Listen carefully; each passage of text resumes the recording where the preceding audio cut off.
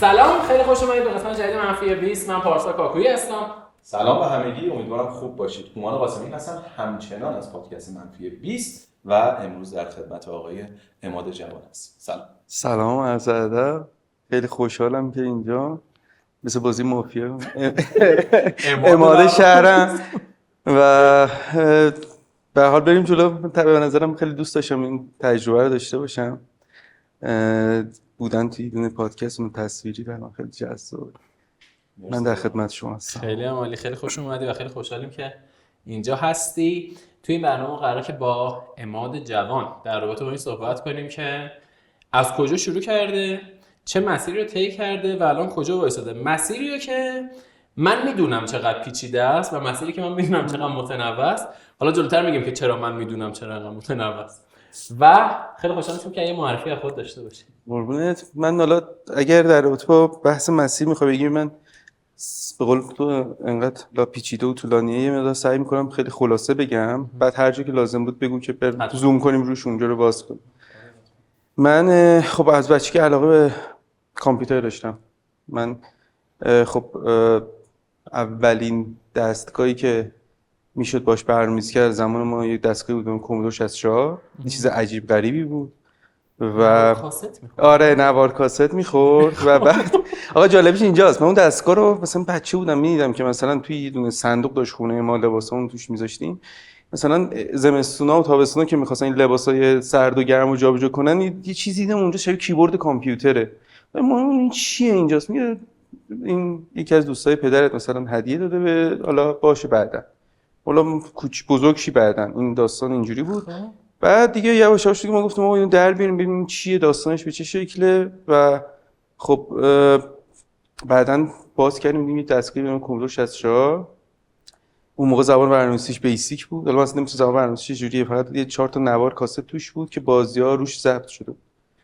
بعد دیگه خب اون موقع هم پدر من اجازه نمیداد، یعنی اصولاً این شکلی بود، پدر مادر اجازه نمیدادن غیر تابستون و عیدا بچه‌ها میکرو و سگا و نمیدونم حالا کومودور و اینجور چیزا بیاد وسط و باید فقط تو این زمان فقط درس. آره کنسول خریدم هم داستان بود و واقعا نمیدونم، مثلا من اول دبستان بودم پدرم واسم سگا خرید و خیلی جدی 31 شهریور سگا رو میذاشم بالا کمد که اینجوری دستت نرسه، خدافظی می‌کردیم. بعد خب چرا مثلا تو که تو طول سال منو پارک میبره و 2 ساعت بازی کنم چیه؟ نه من نامه مینوشتیم، من قشنگ یادمه نامه نوشتیم پدر گرامی ما با توجه به این که نمیدونم مدرسه تموم شد و فلان اجازه بده که آره اگر اجازه میدی امضا می‌گردی تحویل میدادیم. میگم خب اوکی این نامه رو میگرفت اجازه بده دستگاه رو برداشتیم میآورد. دستگاه محدودیت داشت، محدودیتش یادتونه. حالا قشنگ حالا نمیدونم چه کار احمقانه‌ای بود، سگا داغ می‌کرد میگفت این داغ کرده خاموش کنیم، میرفتیم میذاشیم تو فریزر آداپتورای که مثلا بتونید زودتر وصلش کنید خونه‌اش بتونید باش بازی کنید. اتفاقا داشتیم نمیذاشم به اون یکی تلویزیون بزنم، میگفتن این خراب میکنه تلویزیون. آره اصلا خیلی با کنترل نمیذاشن، کنترل تلویزیون میذاشن کنار، بلند میشدیم میرفتیم تلویزیون تو احساس می‌کردم هر چیزی آره داستان استفاده کردم واسه خرابی میشه. خیلی بد دیگه. من اون موقع یه دفترچه همراه این کومودوره بود، خب انگلیسی بود کامل. من خب یه کاری که پدر من کرد، خب اون موقع شاید نمیفهمیدم و برام سخت بود. اون که بچگی خیلی کوچیک 7 سالم بود فکر کنم که زبان میفرسته ما رو. من دیگه تقریبا 4م دبستان اگه اشتباه نکنم موقع این دفترچه رو با کردم خوندن و اینا که این داستانش چیه. یکی از بچهای فامیلم خودش دانشجو کامپیوتر بود، گفت این میشه باش برنامه‌نویسی کرد. اون موقع برنامه بیسیک بود، زبان بیسیک، حتی کیو بیسیک هم نبود، بیسیک بود برنامه. بعد من شروع کردم با این یه دو تا مثلا اولین ما رو قشنگ هنوز این هیجانه رو یادمه که این برنامه نوشت برام که مثلا x مثلا فلان y فلان، بعد مثلا دونه دونه اینا رو جمع می‌کرد، مثلا شروع می‌کرد، یعنی برنامه که راه میشه 1 2 3. من همینجوری خیره شده بودم به تلویزیون که چه اتفاق عجیبی، مثلا با 3 تا کد نوشته تا خط کد نوشتن، مثلا چه اتفاق باحالی افتاد. خیلی هیجان زده شد. اون موقع این شد که داستان من با کامپیوتر شروع شد و ته اون دفترچه رو در آوردم، یه برنامه نوشتم باش. من اطلس جهان نوشتم، حتی مثلا یه بازی پنالتی بود نوشتم. بعد کومودور گرافیکش چیزی بود که باینری بود، حالا داستان کسی برنامه‌نویسی میکنن براشون جذابه، برای بقیه خیلی جذاب نیست. ولی این بعد میشه دونه دونه اعداد رو حساب می‌کردی، بعد این چارچوبا رو پر می‌کردی، بعد مثلا یه تصویر گرافیکی میدادی بیرون که مثلا بتونی یه بازی درست. خب برام خیلی جذاب بود. 4 و 5 درس بودم این کارا رو انجام میدادم. بعد خب خیلی برام دوست داشتم که کامپیوتر بخرم. کامپیوتر چیز خیلی لاکچری واقعا لوکس بود. یعنی من قشنگ یادم، یعنی وام میگرفتن کامپیوتر می‌خریدن و من خب اون موقع توانشون نداشتیم کامپیوتر بخریم.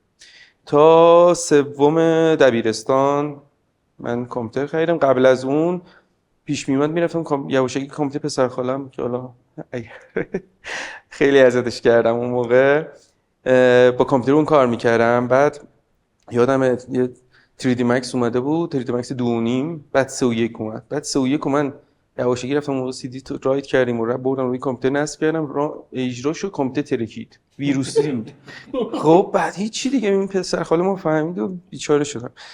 یه کامپیوترش هم بنده خدا زدیم، همه اطلاعاتشو پاک کردم. بعد خب ولی واقعا عشقم به کامپیوتر تمامی نداشت. بعد من نمیتونستم میگم امکانش نداشتی، ولی بازی کامپیوتری که بازی می‌کردم، من خودم رو کاغذ بازی درست می‌کردم. یعنی مثلا کاراکترها رو به 8 شکل مختلف مثلا می‌زدم، مثلا یه دونه زره داره، یه دونه مثلا لباس چیز داره. بعد بچه‌ای مثلا برادرم و پسر داییم و اونایی که بیشتر اون موقع با هم دیگه زیاد بازی می‌کردن بهش میگفتم خب تو بگو کاراکتر الان، میگفت بره راست، بعد مثلا می‌بردمش راست با دست، بعد یواش یواش بعد دیگه سیم بهش وصل کردم، با سیم می‌بردم جلو، مثلا اینجور کارا رو می‌کردم. و دیگه خب زمانی که من دیگه برای کنکور دیگه مشخص بود می‌خوام برم کامپیوتر، سراسری حسابداری قبول شدم. ولی خب من کامپیوتر قزوین اون موقع زده بودم و رفتم اون موقع. خب مسائل قزوین خیلی قوی بود، تیم روبوکاپ داشت اینا. من رفتم اون باراجین شما؟ آره من باراجین بودم. آره تیمشون چی بود؟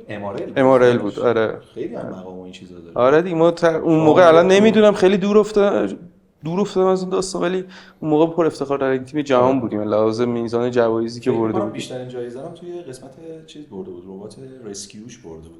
آره رسکیو خیلی قوی بود. آره من خودم توی سیمولیشن بودم، تو 3D سیمولیشن بودم و اینا و خب تجربه خیلی جذابی بود برام. ولی من خب روبوکاپ میاسه داستانش این بود، مثلا نمی‌خواستم برم روبوکاپ، چون من سال 81 رفتم سر کار، یعنی کنکورم دادم بلافاصله رفتم سر کار. اول سازمان قبلش البته من تدریس چیز می‌کردم، کامپیوتر می‌کردم. بعد چون سنم کم بود اجازه نمیدادم برم مثلا به مهد کودک‌ها اینا. بعد این مدت مهد کودک میدادم. بعد یه باری که پدر یکی از این بچه‌ها اومد گفت من نمی‌خوام دخترم مثلا تو این کلاسی باشه که یه پسر جوان داره بشه. بعد بچه‌ها 7 سالش بود، 6 7 سالش. ولی اون موقع خب یه سری آدمای حساسیتایی داشتن دیگه. داستان رفتش جلوتر. بعد رفتم سازمان گسترش، یه مدت اونجا 3-4 ماه اونجا بودم. بعد رفتم شرکت ایزی مدیریت. آقای نجفی هر جا هستن من سلام عرض میکنم خدمتشون.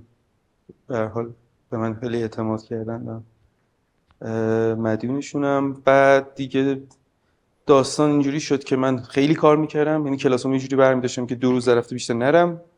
من قول دادم که خلاصه بگم، ولی دارم همه رو با جزئیات میگم. ولی بعد اینجوری شد که دانشگاه متاسفانه رفتاری داشت، مثلا مشروط میشدی نامه میزد خونه. بعد نامه زد خونه و ما با اینا فهمیدن و گفتن دیگه نباید بری سر کارو. من نرفتم سر کار، ولی خب پروژه میگرفتم. اولین جایی که من خودم مقابل، یعنی تا اونجا مثلا 2-3 سالی داشتم توی ایزی کار میکردم، اینها پروژه کار میکردم، برای دیگه شرکتی کار میکردم. اونجا که پروژه گرفتم خودم میرفتم پشت میز میشستم و صحبت میکردم با مثلا حالا کلاینتام. اون موقع اینستا پاستور پروژه گرفتم، شبکه 2 پروژه گرفتم، این کارا رو میکردم اینا. خب برام یه تجربه جدیدی شد. یعنی اینکه تو از یه حوزه‌ای که برای دیگران کار میکردی مثلا درگیر مسائل غیر فنی بودی، غیر فنی نبودی، البته با یارو چجوری باید قرارداد ببندی، با طرف با چجوری صحبت بکنی، یعنی مسائل غیر فنی خیلی برام پررنگ‌تر شد. در حالی که من اصلا کلا آدم فنی بودم. بعد این کارو کردم، بعد تغییرش دادم. حالا از اون تیم همه رفتن دیگه از روبوکاپ، ولی من نمیدونم بقیه اگه کسی هست این پادکست رو میبینه یا به حال این فیلم رو میبینه به من ارتباط بگیره ببینم دیگه پیدا، که چون خیلی از بچه‌ها که میشناسم ایران نیستن اصلا. از دیگه باشون ارتباط نداریم. نه همه رفتن از ایران. من تک و توک باشون در ارتباطم، اونایی که میشناسم، ولی بخش عمده از بچه‌ها رفتن از ایران متاسفانه یا خوشبختانه. و بعد دیگه من اونجا تغییر رشته دادم، اومدم MBA خوندم. الان بعدش میگه اونجا چه سالیه؟ این 86 هفته 87. خب 87 دیگه من اومدم سمت مدیریت. یعنی اصلا برنامه بود که آقا من واسه چی برم، من که میخوام برم برگردم یه بذار همینجا بخونم، همینجا میخوام کار بکنم. بعد دیگه موندنی شدم اومدم سمت مدیریت. خب یه فروشگاه اینترنتی زدم چون به هر حال کارم اومده بودم مدیریت گرایش با مارکتینگ، تو ام بی ای مارکتینگ می‌خوندم، اونورم خب کامپیوتر بلد بودم. یه فروشگاه اینترنتی زدم. این فروشگاه اینترنتی هم خب داستانش خیلی طولانی، حالا اگر چیز بود صحبت رشد کرد. بعد از اون طرف این زمینه نه در بود اسمش. بعد اولیه بود. آره بعدش دیگه تو اون زمینه ما با یه تجارت کاغذ آشنا شدیم.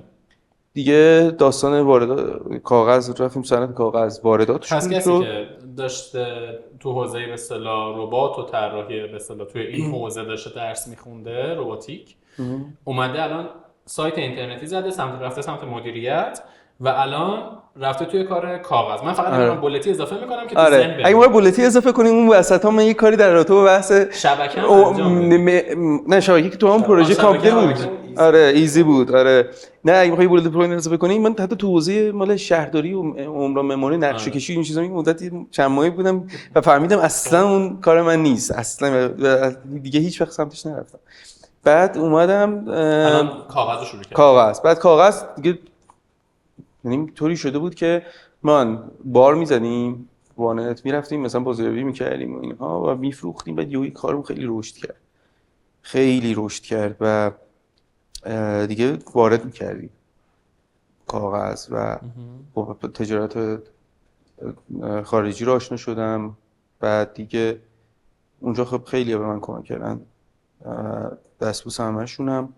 بعدن اوضاع میگم خیلی پیشرفته خیلی زیادی کردم توی، ولی با اومدن آقای احمدی‌نژاد اون بحث پاره کردنه البته هنوز پاره کردن برجام نبود. اومدن احمدی‌نژاد شروع سال 90 دیگه تحریما بعدش هم افزایش قیمت ارز داستانا اینا.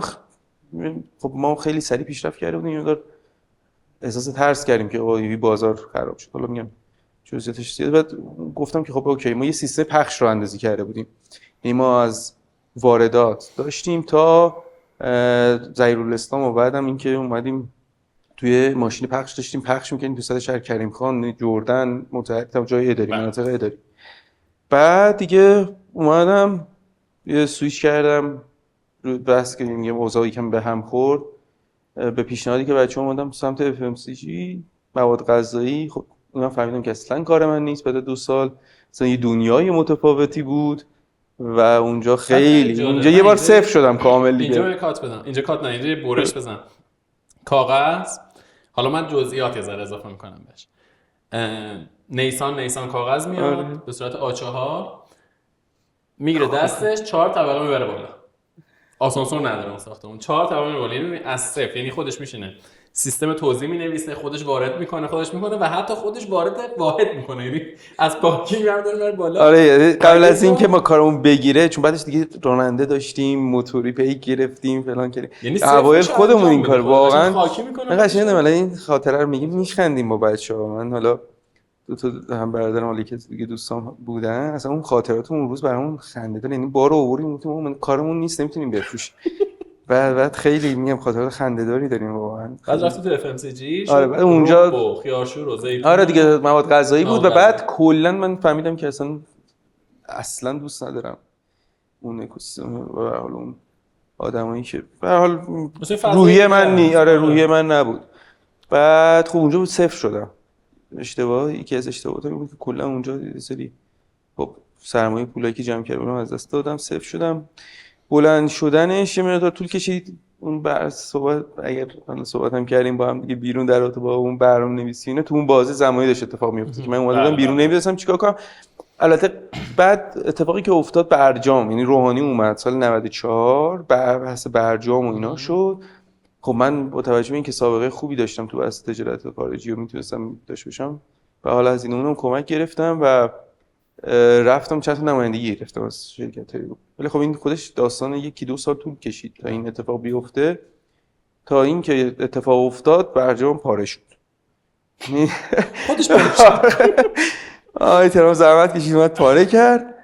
تمام زحمات من تقریبا باز دوباره صفر شدیم دیگه. اونجا یه تلاشه دیگه ای کردم، اومدم به حال یه سری پروژه‌های موازی با هم بردیم جلو.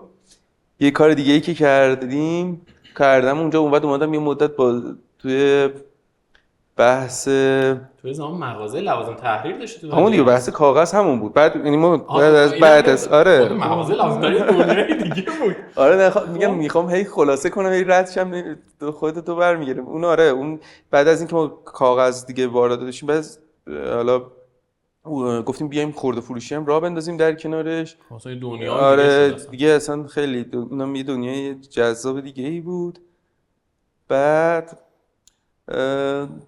دیگه داستان اومدم تو حوزه تبلیغات مدت. آره بعد دیگه اونجا خب من مشکل برای کمرم به وجود اومد. تبلیغات و ATL، تبلیغات محیطی بودی. آره ATL. چه سالی بود که شما گفتین وارد صنعت تبلیغات شدین؟ یه سال 96 7. یعنی اون زمان اول وارد تبلیغات شدین با ATL و می‌خواستین آژانس دیجیتال مارکتینگ در واقع راه بندازین که خورد به قضیه کمر. آره حالا من اینا رو میگید خودم یادم میره بعضی وقت. من قبل از اون به خاطر اینکه حالا یه سری تجربه به دست آوردم این سوری می‌کردم، بس یه سری کسب و کارا مشاوره میدادم. مثلا دور و بری آشنا میومدن میگفتن که آقا بریم مثلا فلان کارو انجام بدیم، ما می‌خوایم این کارو انجام چه جوری. ما تجربه خوبی داشتم، هم تجارت خارجی کار کرده بودم، هم مارکتینگ برندی برای خودم کار کرده بودم، هم سیستم سازی کرده بودم برای کار خودم. همه اینا رو میتونستم به حال مشاوره بدم. ولی اصولا هم خیلی جدی نمیگرفتم. بخش عمدهش که رایگان میرفتم انجام میدادم، بعضی‌ها هم که پولی بود که بخش عمدهش متاسفانه هستی نمیدادن دیگه. یعنی کاری که انجام میشد نمیدادن، خیلی راحت. حالا این زخمی که خیلی ها خوردن دیگه، کاری که انجام میشد تحویل میشد اوکی. خیلی اوقات هم که میزدن تو سر کار و بعد هیچی تمام میشد، بعد میدوی دنبال پول. منم خیلی متاسفانه خوشبختانه نمیرفتم دنبالش. بعد تو تبلیغاتم که اومدم تو اون آژانس هماهنگم کردم که آقا ما اصلا میتونیم این لاین هم راه بندازیم، که حتی میگم استارتش هم خوب بمونه بحث مشاوره. ولی خب متاسفانه این آژانس‌ها تو بحث من مشاوره که میگم بحثم کانسالتینگ، یعنی صرفاً یعنی فراتر از ادوایزری بود کاری که می‌کردم. همراه پروژه بودین اصلا. آره یعنی قشنگ من درگیر پروژه. ولی اتفاقی که میفته تو آژانس نمیشه، تو آژانس تبلیغات نمیشه این کار که من از اولم این دیده بودم. به مدیر آژانسم گفتم ببین ما اگه بخوایم این کارو بکنیم ممکنه من خروجی کارم این باشه که من از ATL استفاده نکنم. من رسانه تو رو نمیتونم ممکنه بفروشم اگه قرار باشه من واقعا مشاوره درست بدم. گفتن اوکی، ولی خب متاسفانه در عمل نمیشد در حقیقت. خب ما بخش عمده‌ای از مثلا کارمون اون موقع دیجیتال مارکتینگ بود، ولی خب نداشت اونجا. باید گفتیم خب راه بندازیم واحدشو، که میگم متاسفانه من یه مشکلی واسه کمرم به وجود اومد. درست. دیگه عمل سنگینی کردم، 2 ماه به صورت کامل فقط خوابیده بودم و اونجا خیلی برای من خوب شد، باعث شد که فکر کنم به مسائل و اینها. تقریبا اون دیگه اومدم یه دوره مشاوره مدیریت دیدم، بعد وارد شاپر کابی شدم. البته قبل نشده بودم، خودم به صورت کار میکردم. موازات اون ما یه صرافی آنلاین استارت زدیم و به نام اکسیت پرو. بله. هنوزم هست، مال خودمونه و داریم بزرگش میکنیم، داریم گسترشش میدیم و خیلی اونم سرعت خوبی گرفتی رشد. الان من میگم اونم همچنان داریم. بعد تو بحث مشاوره وارد شدم، این به صورت جدی و شاپر کابی دیگه هم به عنوان پروژه مشاور مدیریت کار میکردیم، هم تو بحث آموزش مدیران کار میکردیم و برام جذاب بود، خیلی دوست داشتنیه. من کل حل مسئله برام یک خیلی لذت بخشه، خیلی برام جذاب و دوست داشتنی و خیلی هم برام فرق میکنه مسئله چیه. برای همین شاید مثلا من حالا بیرونم با هم داشتیم در مورد بازی صحبت می‌کردیم، یکی از علایق من برای به بازی همینه. مثلا الان بورد گیم‌های سرچ واقعا دوست دارم. قبلا بازی کامپیوتری که به هر حال نیاز به یه سری حل مسئله داشت برام خیلی جذاب. این کلیتش که حالا گفتم خیلی هم کلی نشد، ولی حالا تا امروز. آره تا امروز یه نفری متولد 63 چه ماه بودی؟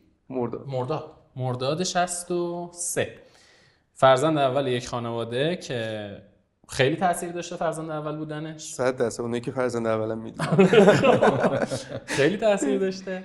دانشگاه آزاد قزوین میره بحث روباتیک رو دنبال میکنه، بعدش میادش و تمام این مسیر که یکی گفتش. پس از اونجا اومد رفتش تو کار شبکه، بعدش کار کاغذ و لوازم تحریر، بعدش رفت تو کار FMCG، بعدش دوباره اومد تو حوزه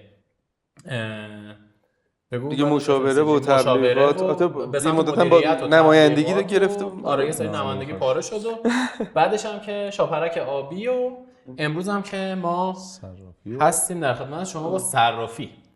خیلی هم عالیه. ولی من دارم مثلا خب مشاوره، چون واقعا علاقه شخصی خودمه، اینو دارم ادامه دارم میدم. یعنی مثلا پروژه الان میگیرم. آره یعنی من حتی حالا شده خیلی از مؤسساتی که نیاز به کمک دارن بعضی وقت شده اصلا همینجوری به عنوان علاقه شخصی خودم ادامه میدم.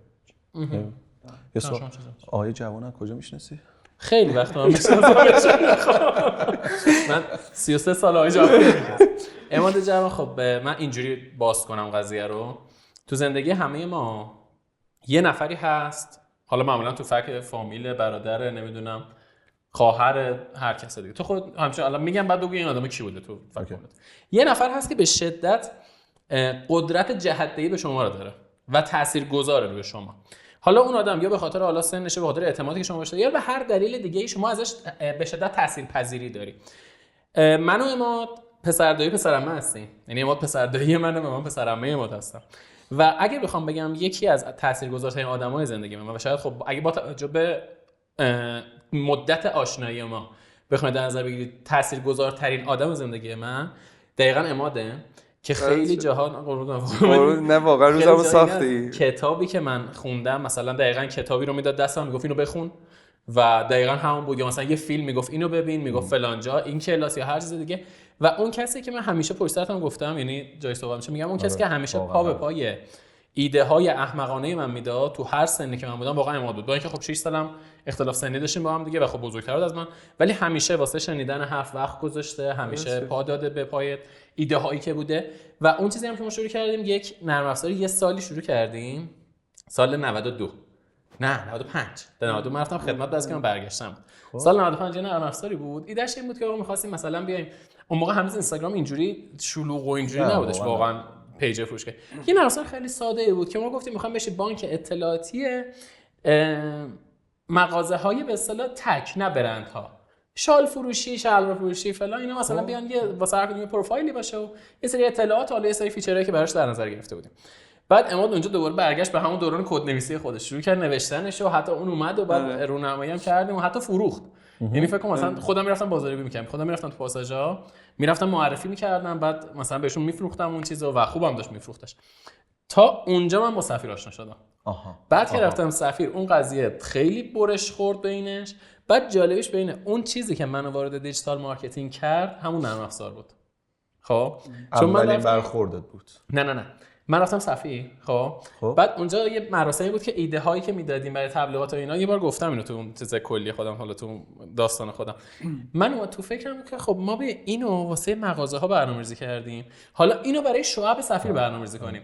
یعنی فقط همون ظرف و اون چیزی که توش ریختیم رو عوض کردیم که بعد اینو که دادیم دیگه خیلی چیز شده. بعد آقای چمنی که مدیر عامل صفی بودن و هستن، بعد خیلی خوششون اومد، نه اصلا گفتن خب این بیا تو دیجیتال مارکتینگ. یعنی با همون ایده که ما اون روز اجرا کردیم مثلا وارد حوزه دیجیتال مارکتینگ شدم. بعد دیگه حالا بقیه داستانه که گفتم خوبه و این شد داستان آشنایی من و اماد. یا آشنایی 33 ساله. نه ولی خب واقعا هر سری ما بیرونیم صحبت می‌کنیم، بالاخره یه جای صحبتمون ذکر خیر شما میشه. نه دمش گرم، واقعا امروز روزم ساخت. جرأت میتونم بگم، حالا اینکه گفت احساساتیم کردی، ولی هیچ چیزی واقعا حسم اینه که زندگیم اونجایی که همچین چیزایی بشنوم که تونستم اثرگذار باشم، حس می‌کنم زندگیم بیهوده نبوده. این برام، یعنی فکر می‌کنم لحظه‌ای که آدم لحظه آخرش ممکن حالا اگر یهویی نکشنمون و توی بستر بیماری بیفتیم و فرصت داشته باشیم فکر کنیم به این عمری که داشتیم، من فکر می‌کنم برام این لحظه ها اون لحظه های طلاییه که میتونم بهش افتخار کنم. دمت گرم، مرسی ازت. و تو زندگی هممون همچین شخصی هست. حالا من فکر می‌کنم مثلا زندگی خودت با توجه به چیزی که من دور احساس کنم مثلا امید پسر خالت این آدم بوده. آره امید برای من تاثیرگذار. ما الان با هم همکاریم. آره برام تاثیرگذار بود. من این چیزی که بود هیچ وقت الگو نداشتم، میدونی؟ چون بچگی متأسفانه بچگی تو مدارس بهمون میگفتن دیگه الگو، نمیدونم نمیشه سانسور کنم. بعد الگوی من هیچ وقت نمی‌تونم ارتباط بگیرم این الگو. این الگوی به نظر من انگار یه جوری مسئولیت پذیری ما رو زیر سوال می‌بره. می‌خواستن اینکه تو رو شبیه کپی سازی کنن و تو آره از این استقلاله تو رو جدات می‌کردن. ولی اینکه یه سری آدمو ببینی ازشون انرژی بگیری ازشون الهام بگیری چرا همیشه برام بوده. خیلی به نظر من چیز مهمه. مثلا تو گفتی که عماد اینجوری واسط بوده، شما گفتین بچه اول، من متاسفانه نوه اول بودم از دو طرف. خب چقدر عزیز چقدر دوست داشتنی بودی. اصلا داستان هیچی نبود، یعنی مثلا این بود که روز اول اومدی تو اینستاگرام ببینی هیچ برای کی پست بذارم کیو فالو کنم و این قضیه شاید بگم که خیلی نمیگم صدمه زد، ولی این شکلی بود که خیلی خونریزی کردم تا رسیدم به اینجایی که اصلا چون مثلا تو میگی آقا یه نفری بوده یه حرکتی میکرده من میتونم بگم مثلا میگم مادرم روی مثلا خط فکری که الان دارم تاثیرگذار بوده قطعاً. مثلا بحث استار وارز که بیرون داشتیم می‌کردیم شما داشتم نگاه می‌کردین که دلیل اصلیش مثلا مادرمه، چون واقعا اون دوست داشته که به من منتقل شده. ولی شما حساب کن این گپ بین دو تا نسل من هیچ موقع خب نتونستم ارتباط رو بگیرم و خب دختر خاله پسر خاله‌ای هم نداشتم که ازم بزرگتر باشه و بگم آقا من میرم خودم الگوی همه بودم و این غلطه. بچه‌ها همتون دارم میگم دختر دایی عزیزم پسرنوهای عزیزم و غیره من درس عبرتم. اون درس به خدا یه نه واقعا بچه بزرگ درس عبرت به خدا نجات صاف کن. یه دونه فامیل داشتیم میومد مثلا خونه ما بعد پسر بچه من اینجوری نگاه می‌کرد این فیلم که الان من کیم میگفتم نه برو دور شو من هیچ کی نیستم فقط فرار کن. ولی میگم تو یه همچین آدمی داشتی مثلا خیلی واسم جالبه. آره خیلی و آره دیگه خلاصه اینجوری. حالا می‌خواستم یه چیز دیگه بگم خیلی دیگه پیچیده میشه. نه خب من خانواده مامانم اینو با خانواده بابام خیلی فرق می‌کنه. این خانواده مامانم اینو خب مثلا عماد مثلا تو این طیفن، خانواده بابام اینا تو یه طیف دیگه این و خیلی شیطونن و خیلی چیزن. و فکر کن دقیقاً ما اینجا مثلا این بر عماد داشتیم و سامان صاحب مامو داشتیم خیلی چیز. بعد من این وسط بودم چون ترک می‌خوردم. شکل کدوم معلوم شد. راست میگه. خیلی هم عالی گفتی کسی نبودش من گفتم زیاد بود. خیلی بود زیاد. تو خود انتخاب کردی پس. آره من قدرت انتخاب داشتم. آقا خیلی هم عالی. خب اما جان با این مسیری که شما طی کردی، خب اون چیزی که حالا بیرون هم راجعش صحبت کردیم بحث جنرالیست بودن و اینکه این حوزه به صورت عمومی یک فعالیتی رو داشتی حالا تو تخصص‌های مختلف و اینا، کلا می‌خوایم بحث رو به این سمت ببریم. خوب یا بد؟ اصلا آیا خوب و بد داره؟ آیا طیفه؟ در چه شرایطی خوبه؟ در چه شرایطی بده؟ یه ذره جوری صحبت کنیم و ببینیم که اصلا این سیری که دارن طی میکنن، کسب و کارا دارن طی میکنن و از تخصصا دارن سیر طی میکنن به کجا قراره برسه؟ از کجا اومده به کجا قراره برسه؟ ببین خب خوب و بد که من خیلی نگاه کلا نسبت به همه چیز خاکستریه. خب همه چیز رو طیف میبینم. نه میتونم بگم خیلی خوبه نه خیلی بده. من چیزی که میتونم بگم که بیرون با هم استارت صحبتشو زدیم اینی که نه در ایران در همه جا ژورنالیست بودن اصولا انگار یه انگ بود. یعنی یه لیبلی بهت میچسبوندن که بگن تو چیزی وارد نیست. و خب متاسفانه چیزی که وجود داره میگم تصویری که هست اینه که مثلا من تو اون بازه زمانی که گفتم مجبور شدم برم دیگه حالا رفتم تو حوزه تبلیغات توی آژانس، چون من از سال 84 دیگه همیشه کسب کار خودم داشتم، تو اون بازه مجبور شدم حالا برم جایی رزومه پر کردم بودم میبردم میگم چیه این مثلا همه کار کردی مثلا از این شاخه به اون شاخه پریدی، میدونی این اصطلاحاتی که بهت میگن و این چیزا هست. ولی خب من اینو دوست داشتم، نمیتونستم بگم مثلا من یه جا گیر میکنم. من بهت بگم هنوزم این ادامه داره ها. من هم الان برنامه این هفته بهت بگم مثلا من دارم در یه کتابی در رابطه با مارشال گولدسمیت میخونم، بیشتر راز مدیریت رهبریه. بعد دارم سه شنبه مثلا این کلاس فلسفه دارم، بعد جامعه شناسی میخونم، بعد مثلا مستند میبینم در رابطه با مثلا یه موضوع بی ربط دیگه ای که ممکنه در مورد مثلا ورزش بشه. مثلا اینو دوست دارم، این پراکندگی رو دوست دارم. آره نه یه موضوعاتی هست من نمیتونم مثلا بگم فقط من همین رو دوست دارم. من از تجربه کردن لذت میبردم، یعنی دوست داشتم چیزهای مختلف رو تجربه کنم. چیزی که حق میدم به دیگران در رابطه با جنرالیستا یک نگاه منفی داشته باشن، این کساییه که تنبلی خودشونو با این اسم توجیه میکنن. ببین آدمایی که تلاشی نمیکنن یا نمیتونن متحد به چیزی باشن میرن این کارو انجام میدن، اونو زخمی میکنن، این کارو میکنن، اون کارو میکنن، به همه چیز ولی هیچ وقت هیچ چی نمیشه، هیچ تلاش خاصی هم نمیکنن. خب همیشه هم دیگران رو محکوم میکنن، همیشه هم قول میزنن که آقا مثلا جامعه ما رو درک میکنه. ولی خب این بی تلاش بود، بی تلاشی خودشون، یا اینجوری بگم این عدم مسئولیت پذیریشونو میارن به حساب اینکه آقا ما ژنرالیستیم پروموت میکنن. خب این بعد میشه مردم گارد میگیرن، میخوان یه سرپوش در آغوش بذارن. آره میتونه این اتفاق هست، یعنی چیزی که وجود داره. ولی من چیزی که حالا در اتاق خودم و در اتاق کلا ژنرالیستا بگم، این مربوط به ایران نیست، همه جای دنیا اینجوریه. یعنی مثلا از قدیم تخصص همیشه بیشتر مثلا میگفتن آقا برو فلان چیزو پیدا کن، برو تا تهش در بیار. مثلا آقا از بچگی برو، مثلا میخوای موسیقی یاد بگیری، از بچگی برو، مثلا 3 سالگی باید بریم پیانو یاد بگیری تا تهش، نمیدونم فلان ورزش، هر چیزی. ولی اتفاقی که میفته اینه که ما یک عالمه آدم داریم تو حوزه‌های مختلف که آدمای شاخ اون حوزه‌ن، ولی هیچ وقت بچگی 3 سالگی شروع نکردن اون کارو. میدونی؟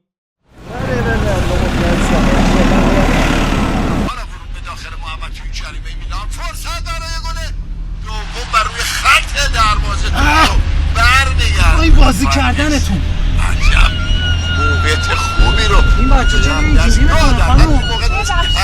بچه اوتیسم داره دست خودش میشه این خودستری رادیو رو کمترش کنی؟ اگه اوتیسم داره اصلا برای چی میادنش تو خیابون؟ آقا نگه داریم پیاده میشم. برای ماست موقعیت خوبی رو چیزی شده خانم؟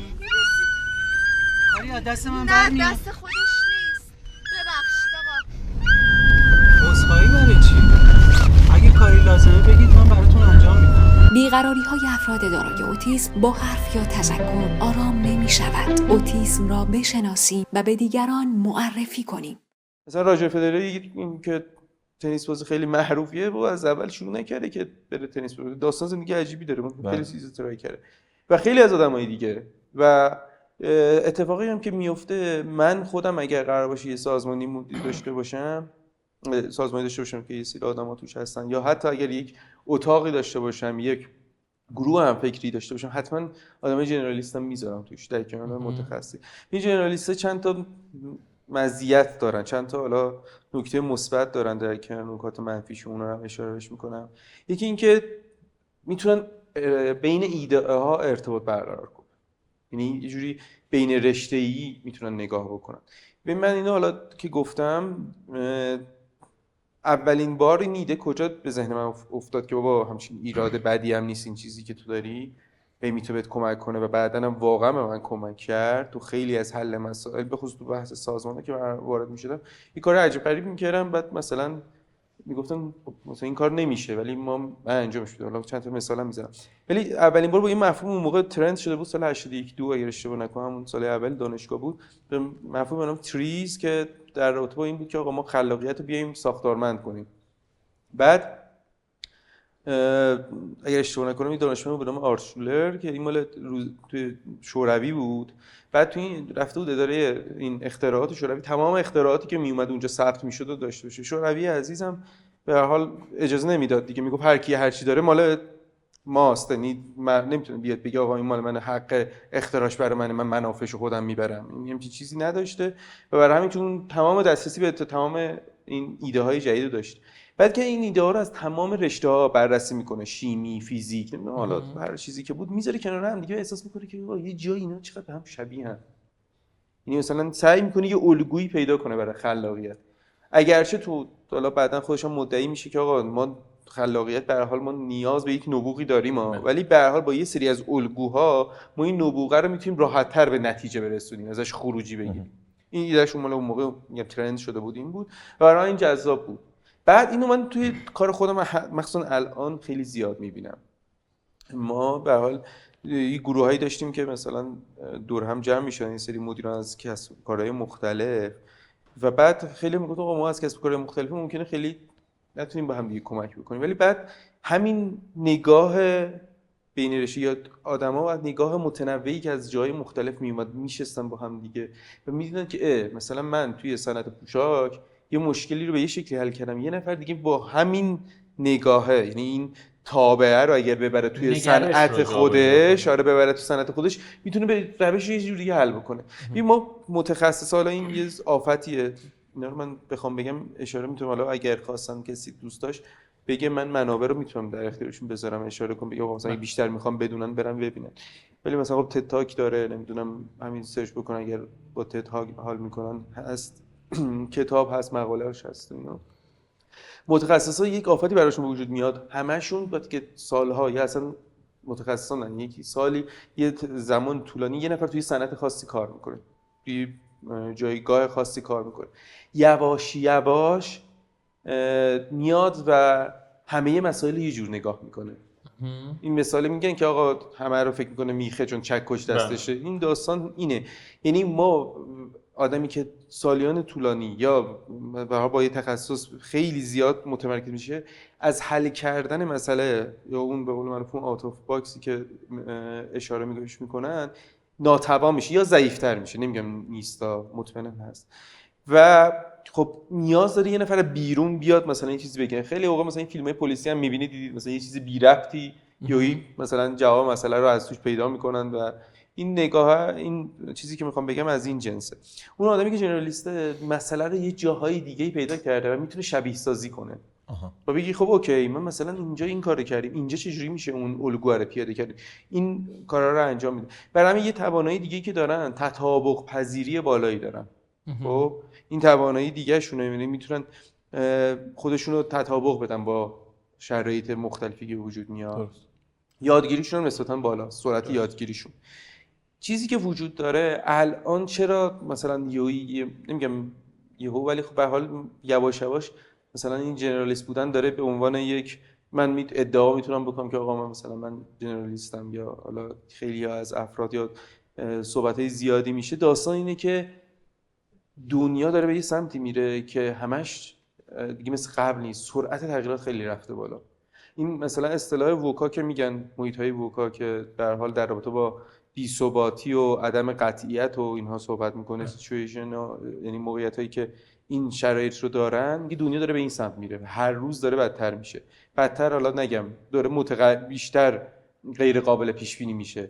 خب تو این شرایط جنرالیستا کمک بیشتری میتونن بکنن. یعنی هر چقدر متخصصین تو شرایط بهتر میتونن تو شرایطی که ثبات وجود داره کار بکنن، تو این شرایط جنرالیست‌ها نیاز بیشتری هست. آیا جنرالیست‌ها میتونن یعنی کار خوبی تحویل بدن بدون متخصصا؟ من میگم کار پرفکت نمیتونن تحویل بدن. یه کار متوسط رو به خوب میتونن تحویل بدن. خب من مثلا کد میزدم، من مطمئنا این کد نویس بهتر از من کد میزنه، شکی برای این نیست. شاید سریع‌تر، حتما سریع‌تر بهتر. میدونی من واقعا خروجی میدم، ولی خروجی که اون جنرالیسته بیشتر رفع کتیه. یه کاریو میکنه که اوکی شه دیگه. رفع کتیو داشتی؟ آره خیلی جاها. آره ببین الان مثلا من خودم خیلی جاها که مشاوره میدم برای منابع انسانی، الان این زیاد شده. شما میبینید تو اولا ممکنه مثلا بگیم با چیه، ولی خب پیدا میکنن که این آگهی‌ها رو میزنن دیگه. یا رو می‌خوایم که مثلا حالا تو حوزه شما سجیبال باشه، اینجوری باشه، وردپرس باشه، فلان و فلان. بعد پیدا میکنه این نیرو رو، چون واقعا هم هست.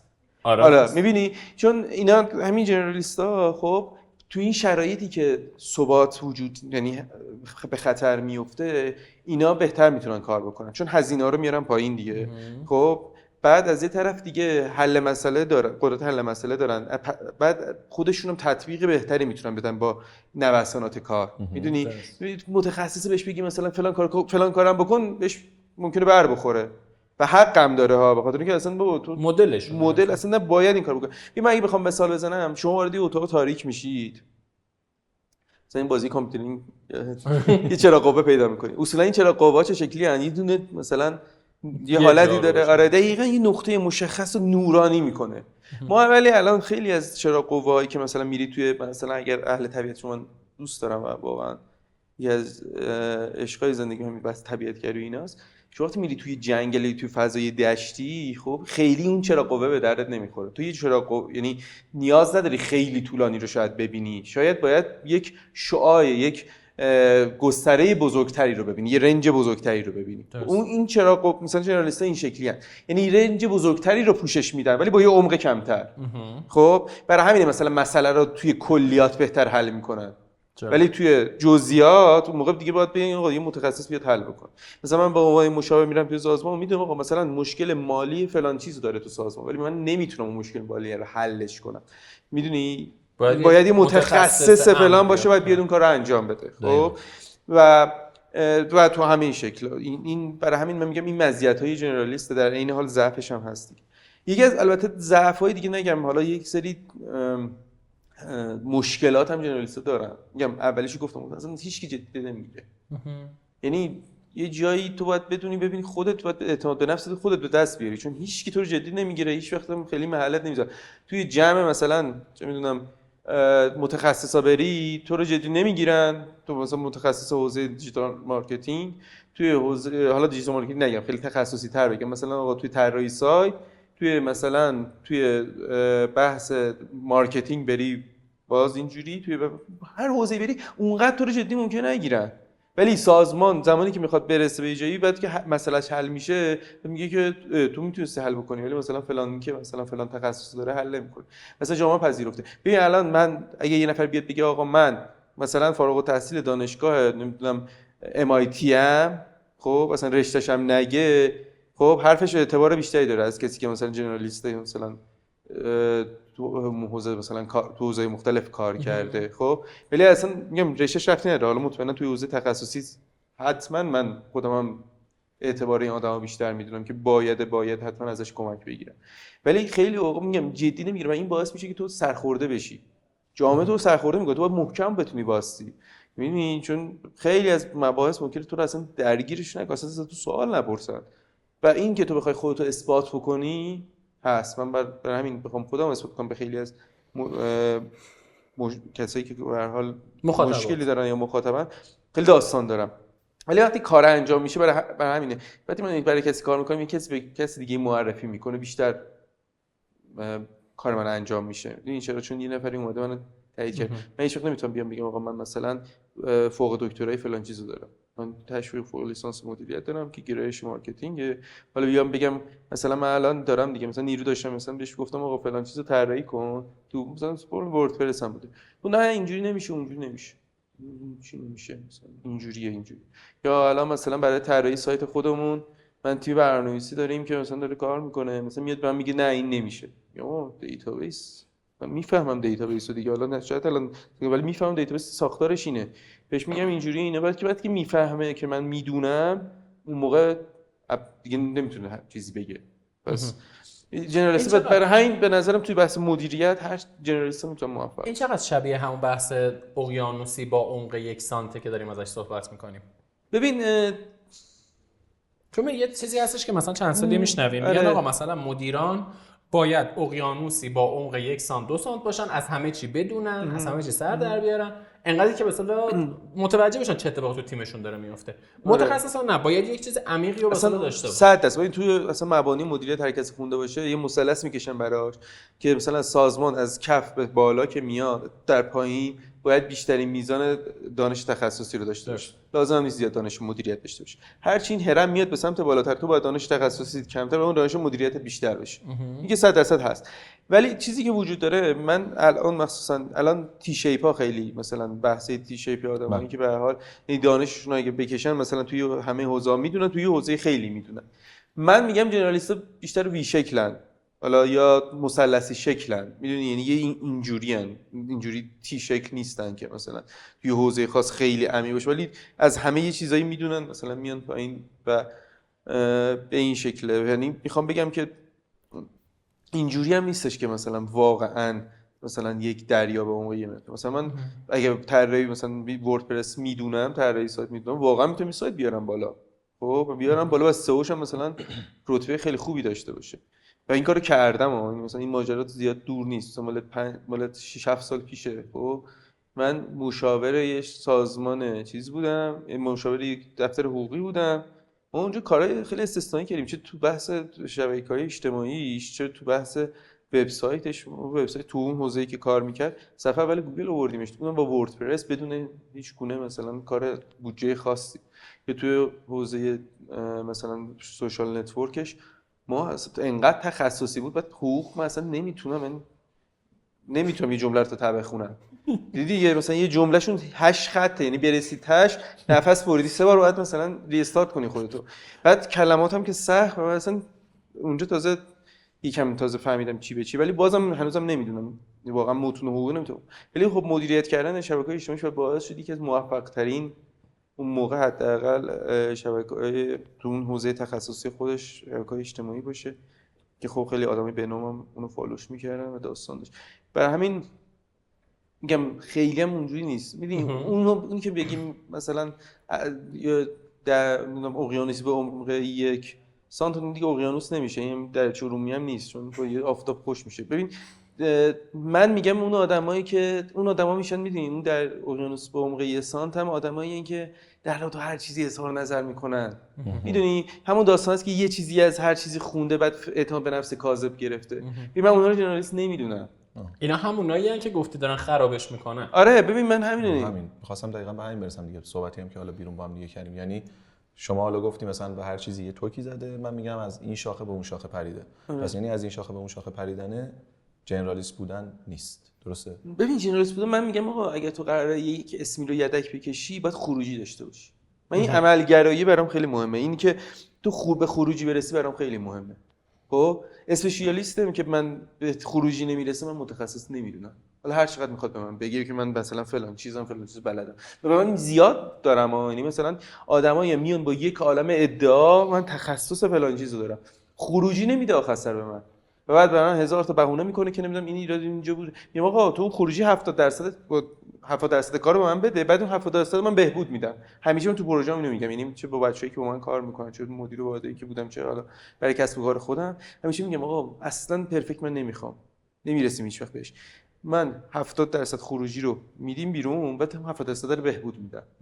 میدونی من خیلی برام خروجی مهمه. ببین وقتی که خروجی نمیگیره، اون کسی که هیچ وقت موفق نمیشه، هیچ وقت مثلا رزومه قابل دفاعی نداره، خب هیچ کاری نکرده. میدونی اون که داره میگه شاخه به اون شاخه پریده، فقط تجربه کرده. این تجربه باید یه خروجی بده بیرون. اگه خروجی داده دمش هم گرم، هر اسمی دوست داره بذاره روش.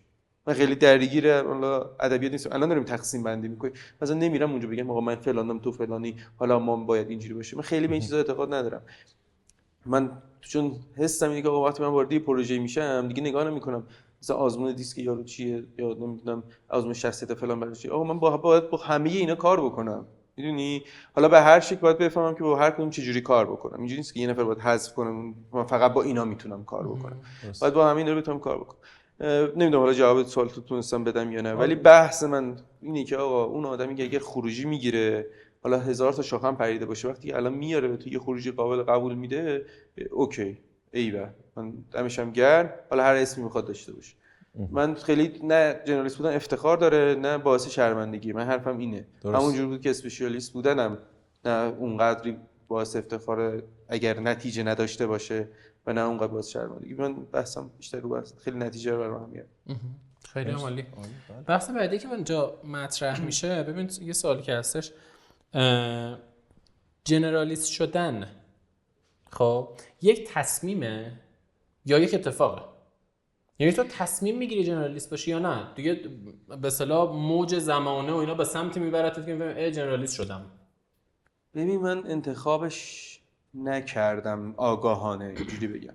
به من انتخاب مثلا چیزایی که مثلا فلسفه رو رفتم دنبالش، خب دوست داشتمش. اصلا از نگاه فلسفی دنیا لذت میبرم. میدونی سیاست هم نمیگم سیاسی نیست، ولی اجتماعی، اون دغدغه‌های اجتماعی که دارم، خب آدم سیاست مداری نیستم، مثلا سیاست هم بلد نیستم، ولی خب دغدغه اجتماعی رو دارم در رابطه با نمیدونم جامعه شناسی، روان شناسی. خب من خب اروین رویالوم میخونم، نمیدونم ادبیات ممکنه مثلا رمان زیاد خوندم، نمیدونم داستان‌های مختلف رو خوندم، نگاه‌های مختلف رو سعی کردم دنبال کنم، ولی میگم چون دوست داشتم رفتم دنبالش. خیلی فکر نکردم آقا من اگر مثلا اگزیستانسیالیستم چرا باید برم فلان چیزو بخونم. یعنی من اگر مثلا ما من کاری که شاید این مثلا همش خروجی کنجکاوی من خیلی کنجکاو بودم، واقعا کنجکاو بودم. من تو دبیرستانم تمام کتابای مذهبیه تمام بقیه مذاهب خونده بودم، انجیل رو نمیدونم بود، حالا نمیدونم مثلا گفت آره میدونی مثلا بوداییسم میدونم مثلا حداقل بعد 20 سال 25 سال چقدر گذشته، ولی همه اینا رو خوندم. اونم به کنجکاوی خودم بود، یعنی این کنجکاویه ناخودآگاه منو برد به سمت این جنرالیست بودنه و بعد نمیتونستم خیلی قانعشم دیگه. مثلا برام سوال به وجود میاد خودم میرفتم در میآوردم مثلا چی به چه شکله. شاید هم اون موقع خیلی آدم متخصص دم دستم نبود ازش سوال کنم. مثلا من یادم من خب عاشق گیم بودم، بعد خب اون موقع اصلا کسی نبود تو ایران، اصلا میگم این داستانی که برام تعریف کنم، من 16 سالم بود، مثلا دبیرستان بودم. نه ببخشید آره دبیرستان بودم دیگه، من سوم دبیرستان که کامپیوتر گرفتم اون یا پیش دانشگاهی بودم مثلا اون موقع در مورد اوپن جی ال و دایرکتیکس اینا نمیدونم نسخه 5 بود 6 بود چند بود. خب من واسه برنامه‌نویسی کنم مثلا هیچکی نمیدونست، من برم ازش بپرسم آقا این چنده مثلا، بعد میرفتم تو اینترنت شروع می‌کردم همه رو پرینت گرفتن خوندن که مثلا آره دایلاب که قش قش قش قش مثلا صفحه لود شه تو مثلا بخونی، بعد اینو چجوری پیاده سازی بکنی کامپیوترت بکشه نکشه داستان این شکلی. خب من مجبور میشم خودم برم تاشو در بیارم، میدونی شاید یکی دی بود من سوال می‌کردم اینجوری یه چیزی میگفت بیخیالش میشدم مثلا دیگه نمیرفتم سمتش. ولی فکر می‌کنم مهمترین چیزش حس کنجکاوی بود باعث شد و واقعا آگاهانه نبود، برای من آگاهانه نبود، فقط علاقه شخصی بود که بدونم بیشتر کنجکاویمو ارضا کنم این کارو کرد. شما سوال نه؟ بگو شما. نه من بعدش. یه سوالی که هستش، یه نگاه به گذشته و این مسیری که طی کردی. خب مسلماً جایی که الان هستی، زندگی که الان داری، حاصل مسیری که طی کردی. اگر امکانشو داشته باشی که یه تیکه این پازل رو حذف کنی یا تغییر بدی، کجای این پازل رو عوض میکنی؟ ببین والا الان که مود شده باید بگیم که نه من همین پازلی که هسته دوست دارم و دیدی که الان مود به ترند شده. ولی اگه واقعا بخوام جواب بدم این سوالو که کدوم پازل تغییر میدم،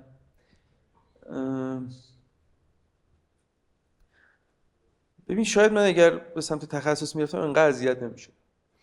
پس یعنی شاید مثلا شما میکوبیدی میگفتی من یه تخصص میرم جلو. آره یعنی شاید مثلا میدونی انقدر اذیت نمیشدم، ولی الان نگاهی که الانم دارم اون موقع نداشتم.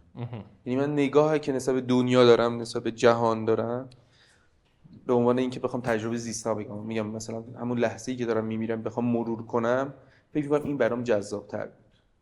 یعنی اینی که همه مثلا چیزای مختلفو تجربه کردم. این برام به نظرم این برام غنی‌تر کرده منو شاید. برای همینه مثلا الان و خیلی گرایش تعصبی نسبت به چیزی ندارم. به بی تعصبی شاید تعصب دارم مثلا اینجوری بگم، یعنی مثلا با همه گروه‌ها رو مثلا سعی می‌کنم تعامل کنم، صحبت کنم، نقدشون میکنم. بعد برای همه شاید این جدید مثلا چیزه خیلی مثلا عجیب. قابل درک نباشه، عجیب باشه که آقا تو مثلا فلان چیزو نقد میکنی چرا مثلا ازش حمایت میکنی، چه ربطی داره؟ خب من نقد میکنم شاید اصلا بیشترم دوستش دارم این نقدش میکنم، بحثم اینه و هر چیزی هم ستایش میکنی قرار نیست همیشه ستایشش بکنی، اینجوریه. ولی شاید مثلا متخصص بودم شاید دو تعصب بیشتر میشه، نمیدونم، میگم هیچ وقت اون تجربه رو نکردم که بخوام برگردم بهش. ولی مطمئنا این چیزی که میدونم انقدر اذیت نمیشدم، یعنی جامعه پذیرش متخصص بیشتر داره تا به عنوان ژنرالیست بودن. ولی برای حل مسئله برای من این خیلی کمک کنه، خیلی بیشتر کنه. مسیر خب جذابی بوده قطعا، چیزای مختلفی شما تجربه کردین، الانش هم شده شخصیتی که الان هستین. آرزویی بوده که بهش نرسیدین؟ یعنی همیشه میگفتین که من که همه چیزا رو تجربه کردم ولی این یه دونه رو دوست داشتم که همیشه بهش برسم و نرسیدم، با اینکه تجربهشم کرده بودم. تجربهش کردم ولی آره مثال میگم، شما گفتین من برنامه‌نویسی رو تجربه کردم ولی مثلا آرزوم این بود که یه برنامه بنویسم که فلان باشه. مارکتینگ رو تجربه کردم، آرزوم این بود که مثلا برای فلان شرکت کار بکنم یا فلان تبلیغ رو بسازم یا حالا هر چیزی، با توجه به تمام مسیری که بوده.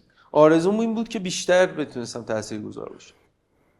روی مثلا کلا آدم مثلا یعنی... الان اینی که تو به من میگی کاش که مثلا میتونستم مثلا 20 نفر 30 آها، نفر یعنی روی نمیدونم، تعدادش. 100 نفر، آره آدمای بیشتری مثلا تاثیرگذاری دنیا توی این که دنیا رو جای بهتری کنم بیشتر میتونستم از سهم داشته باشم. حالا یه ادعاست، ممکن اصلا دارم گم میزنم به دنیا ها، ولی حالا چیزی که فکر کنم فکر میکنم آرزوی خود شماست. آره آرزوم این بود که میتونستم نقش بیشتری توی اینکه دنیا رو جای بهتری کنم بازی کنم، ولی حسم اینه که نتونستم تا الان اونقدری که باید دوست داشتم بعد یا الان تو می‌خواستم مسیرش هستی شما که همچین کاری بکنی؟ تلاشم یا- میکنم، یه جایی کمکاری هم کردم، یه جایی هم خسته شدم، یه جایی هم ناامید شدم، اینا هم هست میگم بیخیال بابا ولش کن.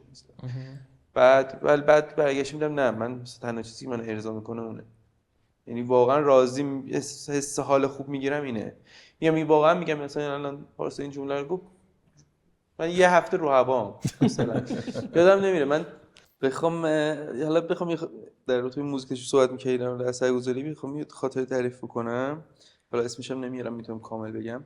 من زمانی که اون بحث FMCG رو داشتم یه پسری رو، یعنی در حقیقت هم ایشون پسر یه پزشک من بود، یعنی دکترای من بود، پیشش میرفتم صحبت شد، من گفتم کاری ندارم، گفتم آقا این بچه ما اصلا سرورا نیست و نمیدونم درس نمیخونه، بعد بگم بیاد پیش شما یه کاری بکن که این اوکی باشه و فلان این حرفا. هیچی اومد پیش من و ما خوش مسابقه کردیم، بچه 16 سالش بود، چقدر بچه خیلی پتانسیل خوبی داره. بعدم نیست، من الان حداقل این میتونم ادعا بکنم تو استخدام تجربه خوبی دارم، خروجی خیلی خوبی داشته.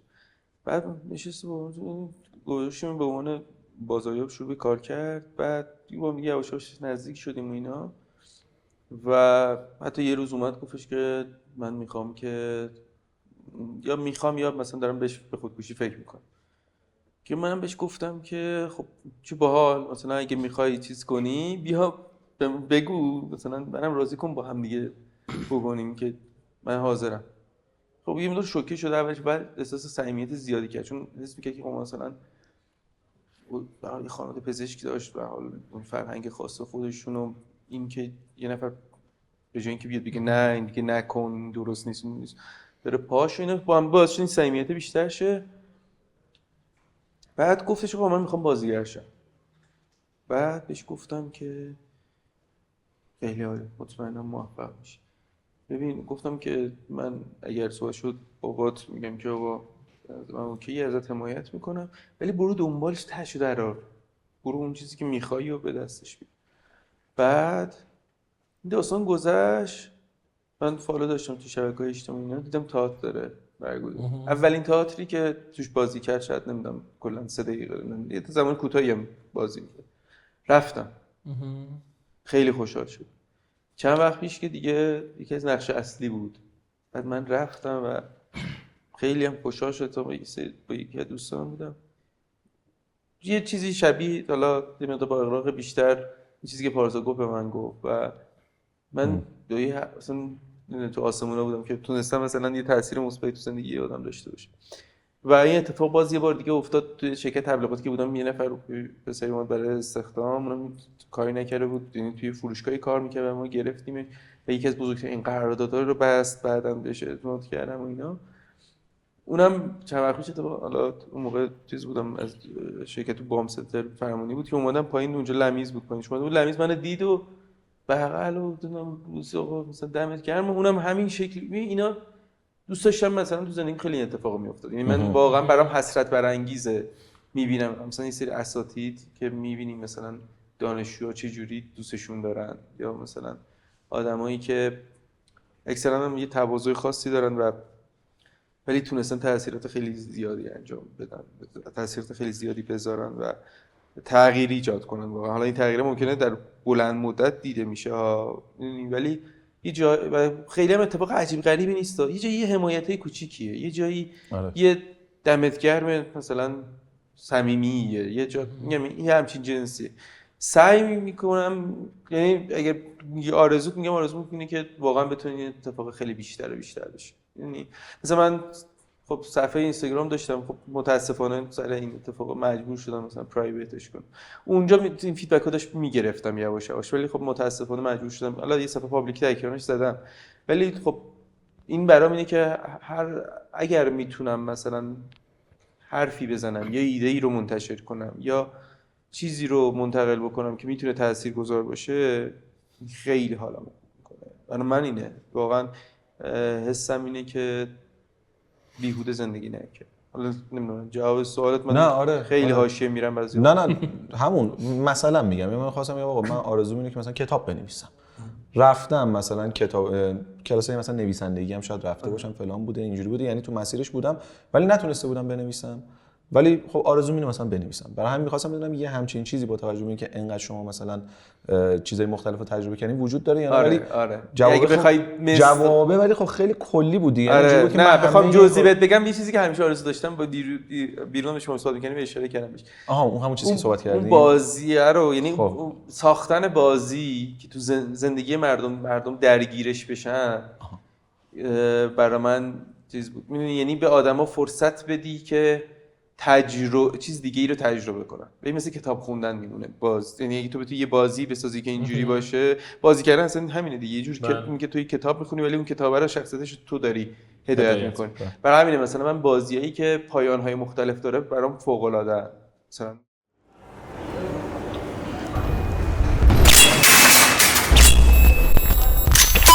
آقای عظیمی کجایی؟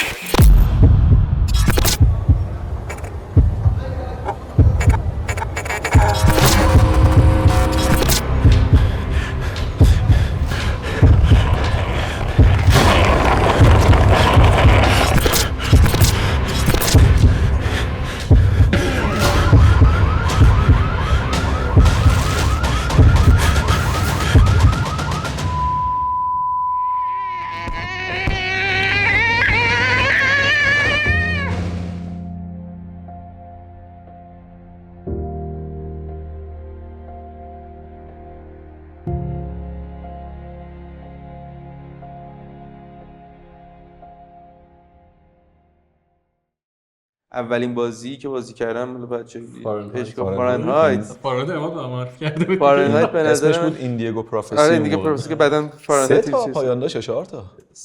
من برای بار نه یا 3 بود یا 4 بود. آره یعنی یکی بهشتش بود که من یکیش اولین بار کثافت ترین اندینگش هم دیدم و نمیدونستم چه انتخابایی کرده بودم. آره چه بازی عجیبی بود یادش خیلی یعنی من واقعا برام فوق العاده بود. موضوع جذاب بود. استارت فوق العاده یعنی شروعش اصلا تکان دهنده بود. یعنی فکر کن تو شخصیت یه قاتلی و شروع می‌کنی بازی رو و خیلی جذاب. واسه اون موقع خیلی چیز بود بازی عجیبی بود. گرافیکش افتضاح. مثلا الان نگاه می‌کنم چجوری این گرافیک خوشحالی بود بازی کرد. آقا جالبش اینه که اون موقع خیلی بیشتر خوش می‌گذشت. مثلا کله مستطیلیه یه ذره مثلا مثلثی میشه گرافیکو خیلی خوش می‌گذشت. ولی من مثلا همین میگم این تجربه کردن رو بتونم مثلا داری در مورد جزئی می‌پرسی اون کلیه رو گفتم مثلا اینکه به آدم فرصت بدی که چیز دیگه تجربه کنه برام جذابه. مثلا کتاب مثلا یه رومان که می‌خونی یا به هر حال تو میتونی سریع زندگی دیگران تجربه کنی دیگه. این زندگی یه جور دیگه رو مثلا خب مثلا وقتی من کتاب همه میمیرند رو می‌خوندم همش فکر می‌کردم آقا من اگه نمی‌مردم چی می‌شد. خب الان همه میمیرن ولی سیمون دوبوار ولی من دور دبیرستانم. خب موقع خب از کتابا خیلی عصبی می‌شدم. کوری رو که من زمانی که خوندم که همینجا میگم من یکی از کسایی که خیلی خیلی مدیونشونم استاد ادبیات آقای کریمی دبیرستان منه. این آدم به من گفتش که اصلا به من نمیگفت اینجوری فکر کن اونجوری فکر کن. گفت مثلا این کتاب بخون میگفت فکر کن. و این استقلالی که مثلا تو فکر کردن داشته باشم مثلا واقعا مدیونم هر جا هست. امیدوارم که در قید حیات باشن و در این سلامت و خیلی مدیونتونم. خیلی تلاشم کردم پیداشون کنم ولی نتونستم. نمیدونم چرا موفق نشد. بعد واقعا کوری برای من یکی از تکان دهنده ترین کتاب‌هایی بود. برام سنمون کم بود ژول ورن و فلان. آره بعد نیست ولی خب آره من کتابش اصلا چیز عجیب بود دیگه. مثلا جورج ساراماگو اومده بود هیچ کدوم مثلا این اسم نداشتن شخصیت‌ها. این کتاب اصلا چیزای جذاب پاراگراف نداشت، اصلا دیالوگ نداشت. این دیالوگا هم پشت سر هم گفته میشد و ساختار عجیبی داشت و در این حال موضوع عجیبی هم داشت. خب برام جذاب بود و اونا همین کمک کرد. دیدن اون خوندن اون کتاب کوریو نمیبینی کی داره چی میگه، فقط گفته ها رو داری میبینی. آره میگم خیلی داستانه برای من تکان دهنده. من جزء معدود کتابایی که 2 بار یا 3 بار خوندمش. مثلا اون موقع خود دوران دبیرستان من خیلی جذاب. کیمیاگر 16 بار و پائولو کویلو خب همچین کاری نکرده. حتی ویراستارش هم نکرده. مطمئنم. ببین واقعا من تو بازی‌های مختلف خب زمانی ببین مثلا من تو خدمت یه دونه ورژن انقدیشو گرفته بودم جیبیشو. آره. بعد شلوارا اینجا جیب داشته که اینو میذاشم همیشه اینجا بود. بعد مثلا سر پست نمیشد جایی میشد منتظر بودم مثلا چون راننده بودم مثلا میرفتم مثلا چندین ساعت منتظر بودم جلسه انجام بشه. بعد فرماندهام رفته بود مثلا درمون شروع کردم خوندن دوباره مثلا به جای رسید فرمانده گفت یه بار دیگه کتاب دست بدن اضافه وسط میزنم. گفتم چرا من اضافه وسط چیکار من داری الان کتاب یعنی کتاب دیگه. نه من فکر میکنم بیشترین کتابی که خوندم که قطعا که هری پاتره اون که هیچی خب ولی فکر کنم در حد مثلا 6 بار یا 7 بار خوندم بیشتر نخوندم. من یه بار 16 بار زیاده. نه من یه بار کتاب حالا این تو خاطرات خدمت حتما میگم. من یه بار عقیدتی منو خواست خب چون مثلا جام جوری بود که اصلا هیچ که منو نمیدید یعنی نه بازرسی نه حفاظت نه عقیدتی هیچ که منو نمیدید چون توی خونه سازمانی‌ها من بودش آسایشگاهمون به اصطلاح اون خوابگاهمون و اینا آسایشگاه دیوونه بودیم مثلا توی اونجا بودم. بعد یه بار این ماشین رو که پارک کرده بودم توی پارکینگ این ماشینی که تحویل من بود کتابی که داشتم میخوندم کتاب توپ مرواری صادق هدایت بود. بعد حواسم رو اینو گذاشتم رو داشبورد. چه کتابی هم؟ آره بعد اینو گذاشتم رو داشبورد. خط قرمز ساعت 10 شب فکر کنم اومدن از خواب منو بیدار کردن. گفتم این ماشین تحویل داری؟ گفتم بله. گفت اون کتاب چیه روش؟ یکم گفتم فلان. گفت فردا می عقیدتی. گفتم ای بابا ولمون کن. هیچ فرداش رفتم عقیدتی. جاتون خالی. کتاب آتیش زدی اومدی بیرون؟ نه یه چیز صحبت کرد گفت این کتابا رو نخونه چند تا کتاب معرفی کرد و اونا نخوندم. واقعا کتاب، تئاتر، فیلم اینا برای من خیلی اتفاقات خوبیه. بازی ترکیب همه ایناست. بازی اگه میتونستم بازی درست بکنم این اتفاق برای من ترکیب همه ایناست که تو شخصیت میسازی و اون شخصیت رو به دیگران اجازه میدی که اونو کنترلش بکنن ولی بازم تو محدوده که تو میخوای کنترل میشه. باشه تو اگه اونی که یک پایان داره یعنی اون چیز ساختار کلاسیک بازی نه منظورش اینه که یه اینتراکشنی داشته باشه. آره کتاب یعنی مثلا کتاب مثلا خب اینتراکشن نداره ولی به نظر من بازی خب بیشتر شبیه زندگی با فرض اینکه سرنوشت آدم از پیش معلومه. این که میگن مثلا سرنوشت آدم از پیش معلومه نه این که میگن مثلا سرنوشت آدم از پیش معلومه و همه چیز مقدر شده و همچین چیزی. بازی هم مثلا اون مثلا این تصمیم گرفته شده ته این بازی چی بشه تو فقط اجازه داری برسی. خب نه الان ما داریم الان بازی داریم الان داریم میگم ساختار کلاسیک آره الان بازی دنیا اصلا خطی داره خارج میشه. ببین حالا بحث همین دیگه مثلا اون محیط ووکام که الان خیلی الان میگم خیلی دارم روش اشاره میکنن و واقعا هم درسته اینه که واقعا دیگه نگاه خطی به دنیا نگاه تموم شده است. نمیتونیم دنیا رو اینقدر خطی و اینقدر همه چیز رو منطقی ببینیم که مثلا اینقدر عوامل مختلف تاثیر گذارن که هست. من بحثی که همیشه میکنم تو بحث شانس من آدمایی که میگن به شانس اعتقاد داریم به شانس یه بخش بزرگی از موفقیت شانسه 100%. اصلا یعنی ببین روانشناسی زرد همینه. روانشناسی زرد متاسفانه همینه خیلی از ضربه‌های روحی روانی میزنه. ما فقط آدمای موفقی رو میبینیم که براتون میگن آقا میتونی بکن فلان. یه عالمه اومدن که نتونستن یه عالمه تلاش کردن. من نمیگم تلاشم نکردن. یه بخش شانس واقعا هست و خب این ما اگه بخوایم دنیا رو خطی ببینیم یا خیلی منطقی ببینیم شطرنجوار ببینیم خب نه میگیم نه حتما باید اینجوری میشه تا اینجوری. یک عالمه از عوامل هستن که در اختیار ما نیستن. خب ما با پیچیده شدن دنیا این عوامل دارن زیادتر میشه. خب پس ما نیاز به این داریم که یه نگاه جامع‌تری اول داشته باشیم و بعد متمرکز شیم و بعد با نگاه تخصصی اون مسئله حل بکنیم. این حالا جواب اون سوالی که گفتی مشخصاً آرزو چیه اون واقعا یه چیزایی بود که حتی با فکر کردنش حالم خوب میشه. خیلی عالی. اگه بخوام به عنوان یکی از آخرین سوالات هم بپرسم جنرالیست بودن رو پیشنهاد میدی یا نه؟ یعنی اگه الان یک پسر 16 ساله‌ای بیاد پیشت مثلا باید بخواد صحبت کنه و میدونی که دوست داری روش اثر بذاری این پیشنهادی هست که بهش بدی یا نه؟ ببین یه چیزی که من بخوام بگم اینی که حتما چون جنرالیست بودن یه زمانی هست حتی تو گام اول شاید اسپشیالیست بودن جنرالیست بودنه. این تو بگردی گزینه‌های مختلف ببینی کدومو میخوای.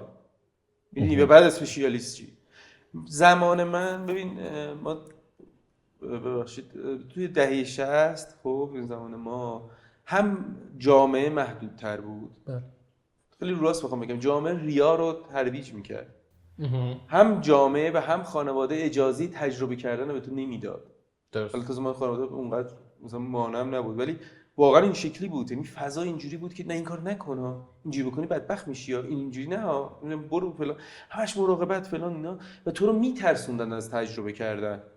خب من حتما توصیه میکنم که چیزهای مختلف رو تجربه بکنید اگر حتی میخواین اسپشیالیست شید، چون اونجوری با نگاه عاقلانه‌تر، نگاه منطقی‌تر و نگاه دقیق‌تر میتونید بگید که خب من اینو میخوام. من الان دارم بهت میگم من میدونم تو حوزه مثلا ساختمان و مثلا ساختمان اصلا هیچ علاقه ندارم، هیچ وارد نمیشم. میدونی چون تجربهش کردم. خب چه بهتره که من این تجربه رو مثلا توی 19 سالگی میکردم.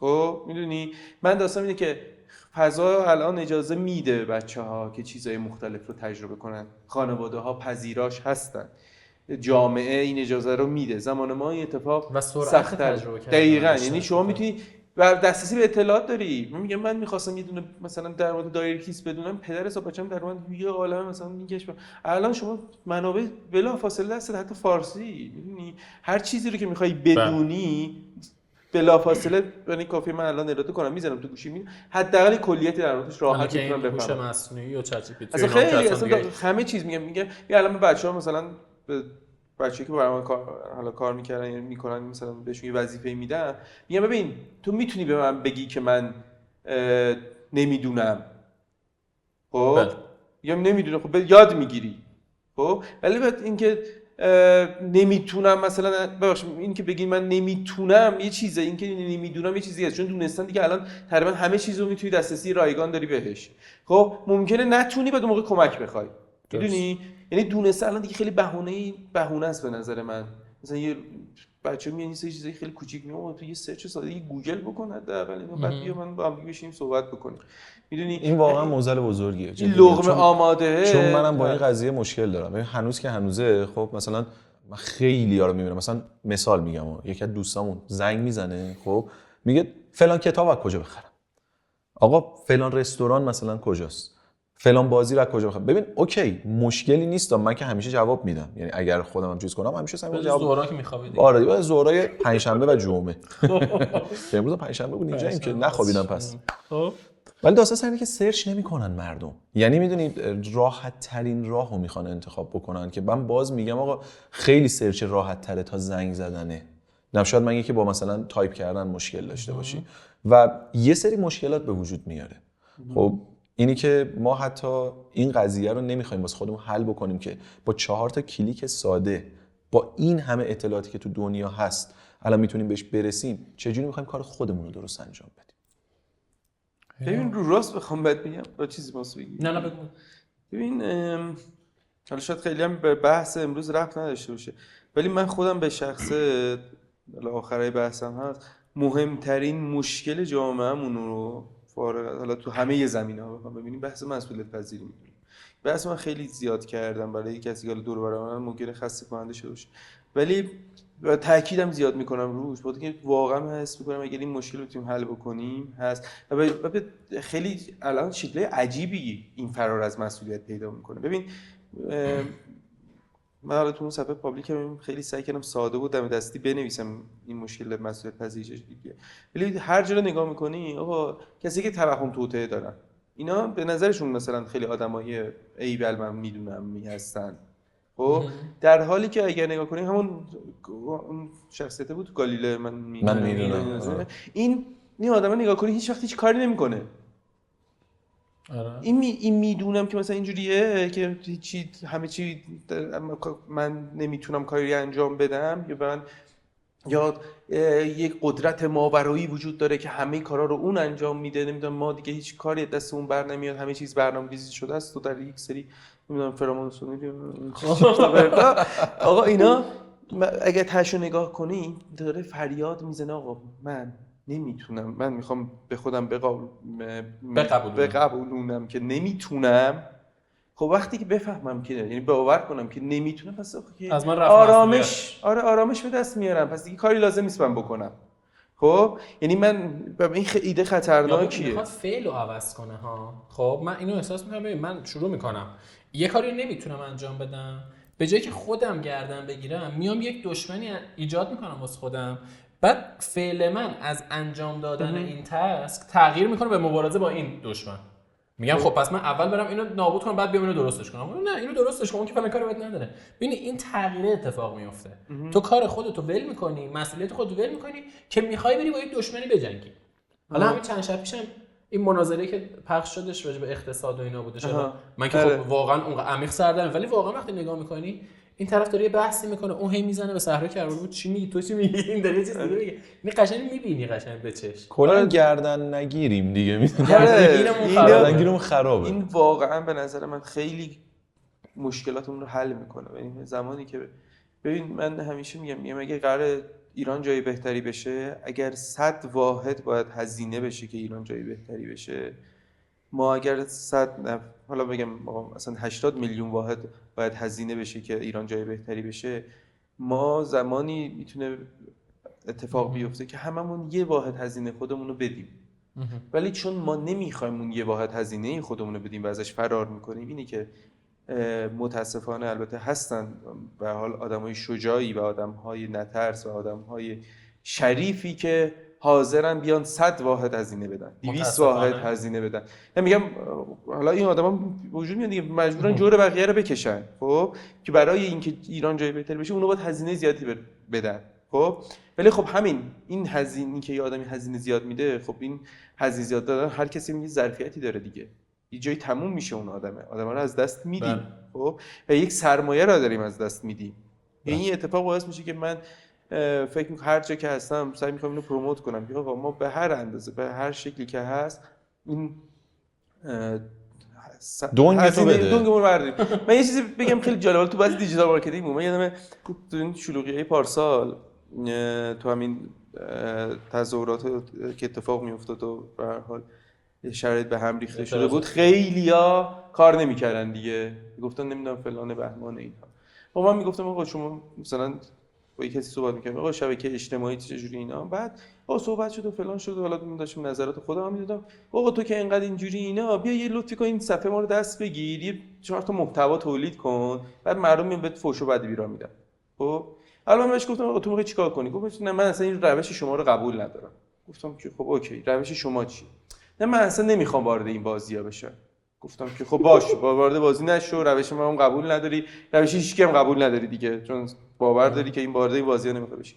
خب چی رو تو قبول داری؟